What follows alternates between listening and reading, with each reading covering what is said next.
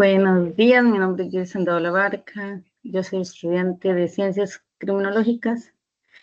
Esta es la cátedra de Criminalística y vamos a hablar de tejido y fluidos biológicos en una escena del crimen y algunos aspectos relacionados a esto. Esto es la asignatura Química Forense y vamos a empezar con la introducción. La importancia del hallazgo de tejidos y fluidos biológicos en una escena del crimen dentro de la investigación criminal. Básicamente, los indicios biológicos y tejidos son de gran importancia en una investigación judicial. Tienen gran relevancia porque estos tienen un alto contenido de ADN y por su naturaleza. Ya esto nos va a llevar a conocer si es saliva, semen, entre otros. Entonces nos va a poder llevar a relacionar la escena del crimen con el victimario y la víctima. Entonces, por medio del análisis de los fluidos biológicos y tejidos, se pasan a obtener información acerca de la naturaleza del tejido biológico, es decir, saber si es sangre, semen, saliva, etc. Y obtener un perfil genético a partir de lo que sería el ADN. Ese ADN tiene que tener células. Entonces, el fluido debe tener células nucleadas para poder realizar los análisis. Si no tienen esos núcleos, el fluido, no podemos hacer el análisis de ADN.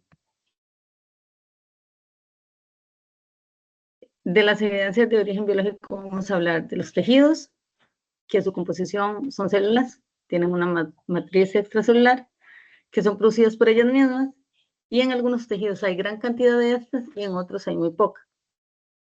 Tenemos que los tejidos son un conjunto de células que son muy parecidas y que tienen un origen embrionario en común para todas ellas y que esas células funcionan todas asociadas para cumplir todas las actividades o tareas que le corresponden dentro del organismo.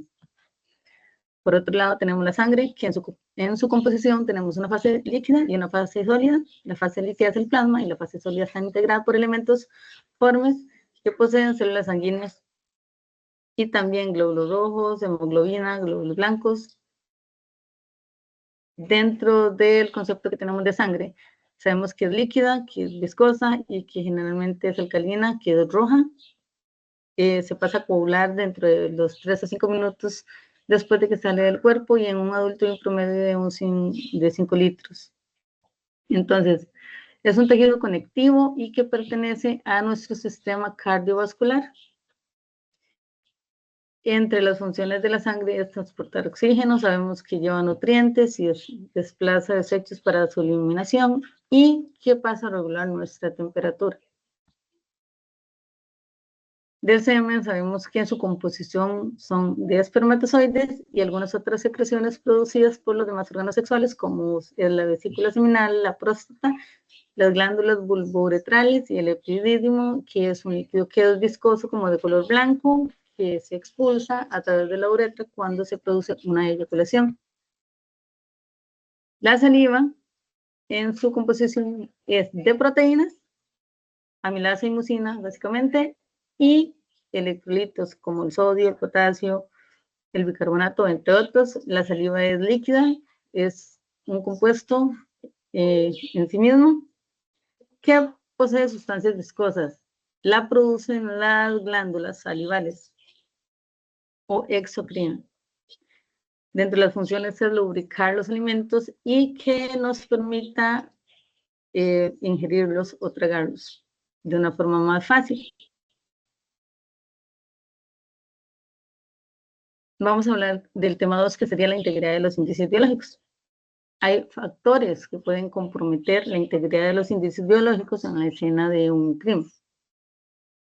Entre ellos tenemos el factor de la contaminación y el factor ambiental. Dentro de la contaminación, el factor de la contaminación, cuando llegamos a una escena y si no hacemos uso adecuado de las medidas adecuadas de seguridad, si no usamos el traje de bioseguridad a la hora de atender esa escena, de recolectar los indicios y embalarlos, o cuando se hace el análisis, vamos a contaminar. También se puede producir la contaminación exógena, que puede ser de algún material biológico que haya dejado alguna persona que no tiene ningún tipo de relación con la escena del crimen y la investigación, y la contaminación cruzada que se da de los indicios y del personal. Muchas veces cuando los indicios están contaminados, esos tienen alguna bacteria o virus, esos indicios, al entrar en contacto con alguna herida que tengamos, nos va a contaminar. O nosotros podemos, si no usamos el equipo adecuado de bioseguridad, contaminar la escena con nuestros elementos pilosos o demás. Del ambiental tenemos la temperatura. Cuando el clima es muy frío, esto permite o ayuda a que se conserve más tiempo el material biológico, que no se descomponga tan rápido. O por el contrario, si el clima es muy cálido, va a acelerar esa descomposición del material biológico. De la humedad, que el ambiente muy húmedo hace que se degrade muy rápido por las bacterias que se encuentran en el lugar, que acelera esa descomposición. Y cuando se expone el material biológico a los rayos ultravioleta, este puede eliminar la molécula de ADN o dañarla, y esto no va a poder servirnos para hacer un análisis después. De la bioseguridad. Básicamente, el concepto de bioseguridad es muy simple, porque son prácticas y protocolos que se hacen para proteger la salud y la seguridad del personal que se encuentra en la escena, de los profesionales. Nos protegen frente a riesgos que pasan a producir algunos agentes biológicos, tanto físicos, químicos, también y mecánicos. Entonces, asegura la protección de la salud del personal y la integridad del indicio o de los indicios y de la escena. De los aspectos fundamentales de la bioseguridad, tenemos que saber que son para proteger la salud del personal que actúa en la escena, para preservar indicios y la escena, y prevenir o evitar la contaminación cruzada. Tenemos algunas enfermedades que se transmiten a través de los fluidos biológicos, por eso es de suma importancia la protección y la bioseguridad. Tenemos el SIDA, que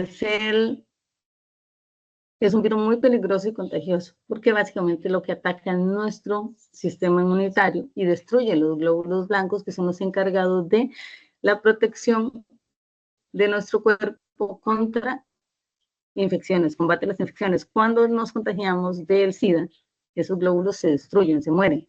Esta enfermedad es muy peligrosa porque produce la muerte y se transmite por fluidos biológicos, básicamente por la sangre, y algunos otros como el semen, etc. La hepatitis B es una infección que ataca directamente al hígado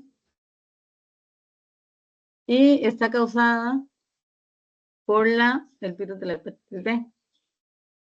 Causa muchos daños, daño hepático, cáncer hepático, incluso la muerte. Y tenemos la tuberculosis, que es una bacteria. Esta bacteria es transmitida cuando la inhalamos de los fluidos biológicos que están infectados y debe ser tratada a tiempo o puede ser mortal. Es la causa de esta enfermedad. Al atacar directamente los pulmones, afecta también otras partes del cuerpo, como van a ser los riñones, la columna vertebral y el cerebro. Algunas precauciones que debemos tener en cuenta en el lugar de los hechos. Vamos a hablar, esto es muy importante. Tenemos que hacer uso del equipo de protección personal para evitar la contaminación cruzada entre las personas y también entre la escena y los indicios, y limitar el número de personas en la escena. Esto porque solo puede ingresar el personal que tiene la autorización de trabajar, de hacer el trabajo de campo, los investigadores y demás personal que está autorizado. No se puede ingresar cualquier persona a la escena porque la contamina. Usar doble protección. Esa doble protección nos va a ayudar si tenemos una herida, que por esa herida no se nos transmite ningún virus o bacteria. No comer ni beber en la escena. Esto es, si se realiza, es una violación al protocolo de seguridad y va a contaminar la escena. Y cuando comemos, pues el alimento se puede contaminar e ingerir alguna bacteria o virus. Vamos a hablar de los patrones de manchas de sangre, que es el último tema. Los patrones de manchas de sangre pasan a ser básicamente una agrupación o la distribución de las manchas de sangre que están en la escena del crimen, que indican la forma que se depositó ese patrón de sangre.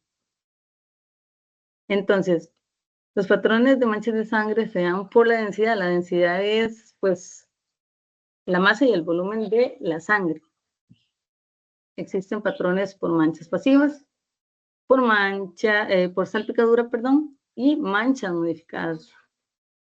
Las manchas pasivas son gotas, las gotitas, que se forman por la gravedad, la fuerza de la gravedad y de la resistencia. Y por otro lado, la salpicadura, que es cuando se da por el impacto de una matriz de sangre, como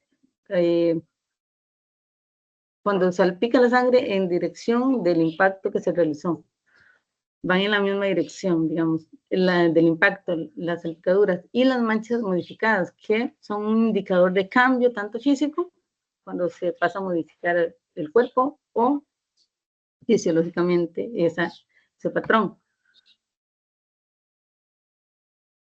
Los patrones de manchas de sangre nos ayudan a conocer algunos aspectos. Por ejemplo, ¿qué sucedió? ¿Cuándo? Y la secuencia en que ocurrieron los hechos también. ¿Quién estuvo y quién no durante cada etapa de lo que sucedió? Y saber quién fue el responsable, qué sucedió. Entonces, el patrón de la sangre se divide en 3 y vamos a clasificarlo dependiendo de la velocidad en que se realizan. Tenemos la velocidad baja, la velocidad media y la velocidad alta. Dependiendo de la velocidad, el diámetro va a aumentar o disminuir. Digamos, en la velocidad alta, la fuerza de impacto es de 30 metros y el diámetro es de 1 milímetro.